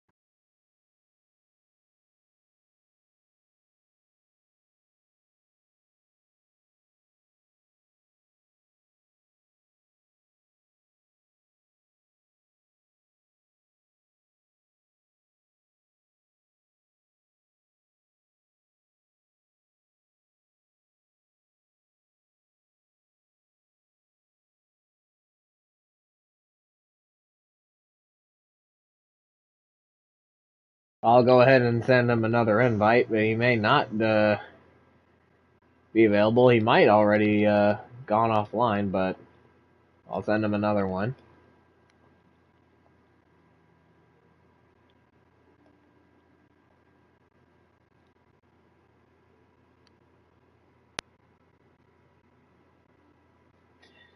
And there he is, your third place finisher, Tegan Jones. Yeah, you definitely had a shot toward the end there, but you ran into a Hendrick Motorsports brick wall with a few laps to go there. Now, would that brick wall be the finish or the pit entry? A bit of both. Yeah, I guess it is what it is. I just wish that caution hadn't come out because I think a Stuart Haas car was going to win. Yeah, it was definitely between you and Wessel and the Stuart Haas camp, but yeah, that battle between yourself and Whitman there at the end, what were your options in order to get around both of those Hendrick teammates there at the end? The only way I was going to get by them, it wasn't going to be cleanly. So, and I me and Mike's had our run-ins this year and going back to last year, and I can't do that again. So, the only thing I could have done differently was just, like I said, either run him through into the wall or just get up under him and wall his ass and then get behind JB and do the same thing. So, the only way you're going to, when you kind of get, by yourself with no help, no teammates, 3-car race and it's 1 against 2, you're kind of just stuck.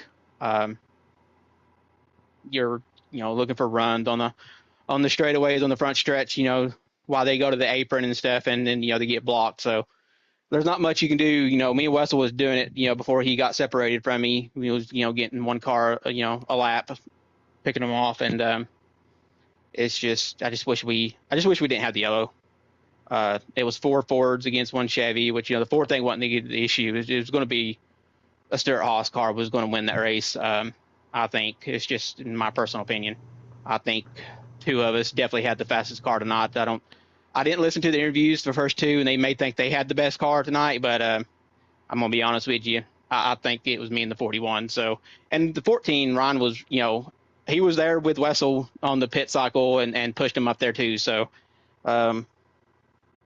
he had a good car and kind of got spun on the shuffle there at the end with, everybody checking up with Mike Killer losing the lead and stuff. So I just wish that race would have went differently. It looks like it was going to be at least a 5-car race for the win. Now, we ended up having a little jumble shit show. This track's just it's nothing that we can do fixing this league. We ran draft on normal and tried to help it out a little bit through help runs and stuff, but it's just very hard when it is really 1 lane dominant, not even a middle lane, unless you just want to wall somebody. And there's some people here that would probably do that. I wasn't willing to do that tonight with the 2 guys in front of me. So those were not the 2 guys I would have done it, and there's not a lot of guys that I would have done it in this league. So the one I probably could have done it to quit. So he rage quit tonight. So I probably wouldn't have done it to him either, because being that late, him being in the front, he probably would have done something to deserve it. So it's just it's what we're stuck with. It is what it is. Like I said from the beginning, it's just it's worse than Talladega and Daytona, to be honest. I'd rather run them. I mean, Kansas is a good track. It's just sucks that it is such 1 lane, dominant. Can't do nothing but ride in line and hope for a fuck up or hope for a really good fucking run. Yeah, we definitely thought Spencer rage quit there toward the end of the 2/3 mark of the race there, but I bet you're definitely going to be feeling good next week, because we are going to Pocono, which is certainly one of your best tracks, if not your absolute best track. So are we going to see more of the classic Tegan domination there when we get there next week? I don't know. I've got a feeling that I'm going to get fucked. With the way the yellows were falling tonight, I kind of feel like it's going to happen again next week. It's just nobody gives anymore. It's all take, and then they all get wishy-washy, and then they can't save their shit, or they don't care to save their shit because they want a yellow. So, and I feel like we've gotten really lenient with the yellow calling here lately, for what we used to not call them for. But yeah, I don't know. I know I'll run good, but I am thinking I'm going to get fucked next week for that race finally. So right before we get off the game, for this league. And yeah, I hope I can win it. I feel good on speed. I do every year, but I feel like a few people have caught up to me. I still have a slight edge, but all it takes is one stupid yellow. So even if you pit, there, you don't lose a lap as a leader. The caution comes out after 3 or 4 laps after you pit, and everybody's got fresher tires on you, so you're fucked either way. And I just hope we get some actual long green flag runs and actually get to stop under the green flag conditions to break up the shit and see who's got the better car. All right, so Sal? I got nothing for him. Danny. Hi, Dan. All right, so anyway, congratulations on your third place finish tonight, and yeah, we will definitely see you next week at Pocono. Thanks for commentating both tonight, guys. Yeah, absolutely.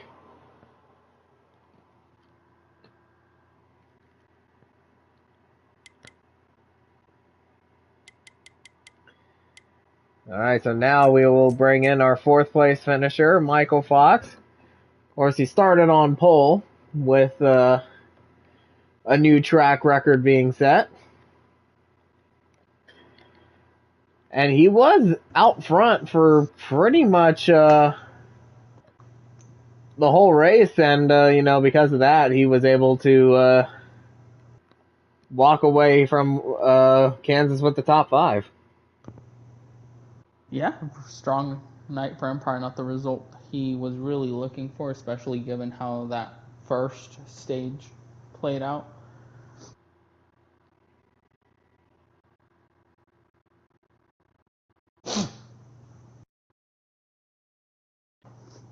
And there is your fourth place finisher, Michael Fox. A blistering lap in qualifying, setting a new track record. And you basically were out front in that lead group for pretty much the entirety of the race. And I bet you that's what ultimately got you a top 5 finish tonight. Yeah, it did.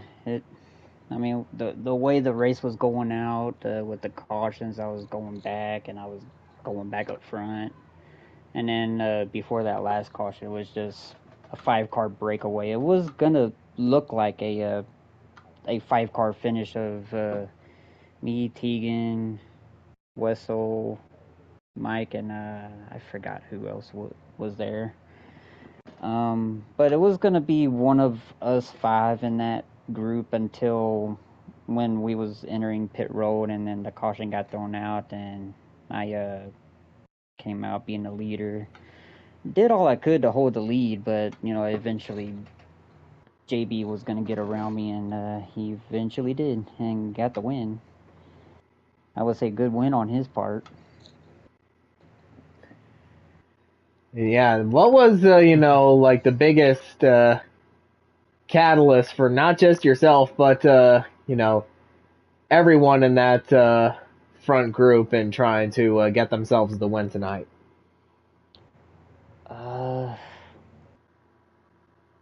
Probably after that last caution, just with me just trying to hold the lead, and then it just being a single line race, just waiting for something to happen. Yeah, it definitely looked that way for sure. But yeah, next week we go to Pocono, which is a track that Tegan Jones has pretty much dominated at for his entire career. So how do you approach a race like that? I don't know. I'm not expecting to do good at that track. I mean, the one that's really definitely going to win is Tegan. I'm not looking forward to win, but it would be surprising if that does happen. But finishing good, I really don't know how good I will finish. I'm probably going to finish bad for that race. I got to do I got to do enough practice for that track.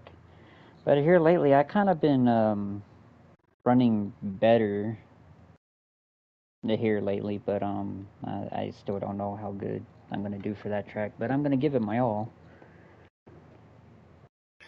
Yeah, you're certainly gonna try to give it your all there at Pocono. But Sal? I got nothing for him. All right, but yeah, congrats on your 4th place finish tonight, and we'll see you next week at Pocono. Yeah, I'll see you at Pocono.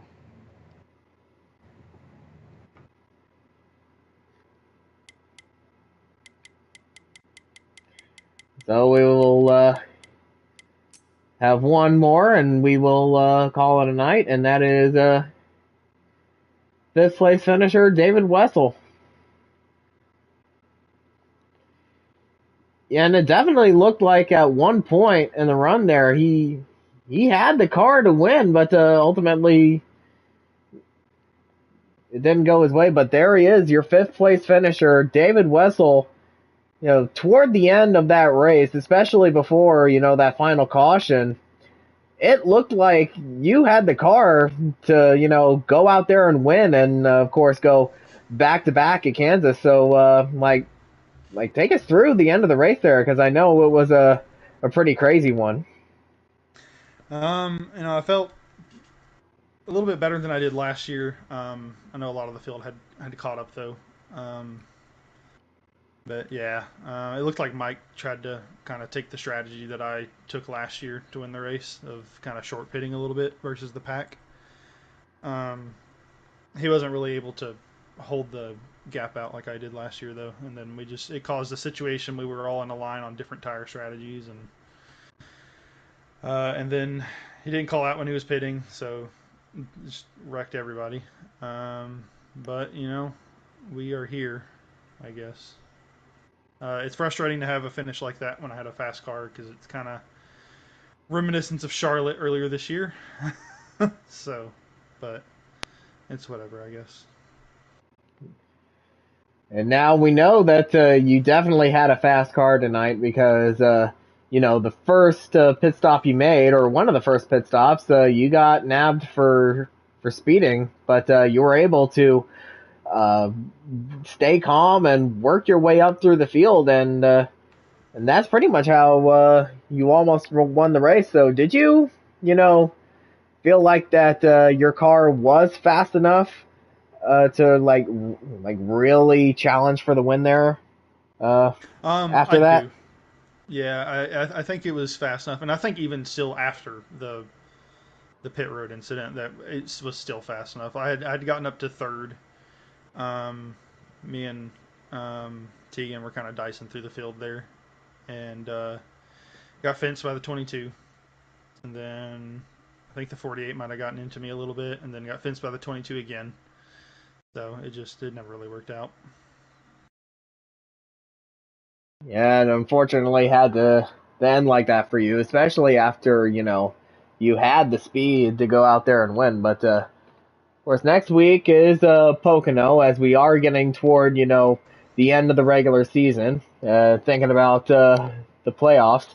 But of course, Pocono is a track that your team owner and teammate Tegan Jones has basically dominated for his entire career. So, and I know that, again, he is your team owner and teammate, but are you still going to try to, fight for every point that you can get, or at least lock yourself in with a win?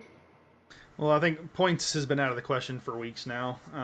That's why I've been really trying to push for these wins. The only way I'm going to lock myself in. I think the best shot that I had was probably Charlotte, and then whatever happened with Mike in front of me there while we were trying to pass him happened, and then wasn't able to get that when I felt like I did have the fastest car at Charlotte, and then I felt like I was at least top 2 or 3 for Kansas here, but no, it's tough when I keep getting taken out of situations when I'm in a must win. So, but no, yeah, Pocono, I'm not very good at Pocono, so I'm not. I mean, I'll try to put in a little bit of effort this week, but it's not something that I'm banking on. My last hope right now is honestly just Talladega for the season finale. All right, so Sal? I don't have anything for you, Wessel, but thanks for making... I know it probably stunk the amount of times you got put in the back, but you definitely made it entertaining watching you I feel slice like up through the field. just how I am every week now, is that I get put in the back somehow, and then I make my way up, and then put in the back again. I mean, that's how Charlotte was. I went to the back 4 different times, and still made it to the front.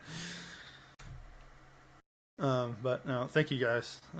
It's always good to have people streaming and commentating the race. So it's always nice to look back on. Yeah, certainly. But congrats on your top 5 finish tonight, and yeah, we'll see you next week at Pocono. Y'all have a good night.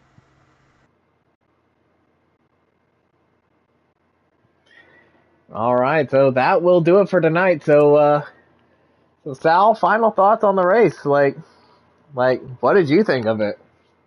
I mean, it was a fun race. It definitely brought different.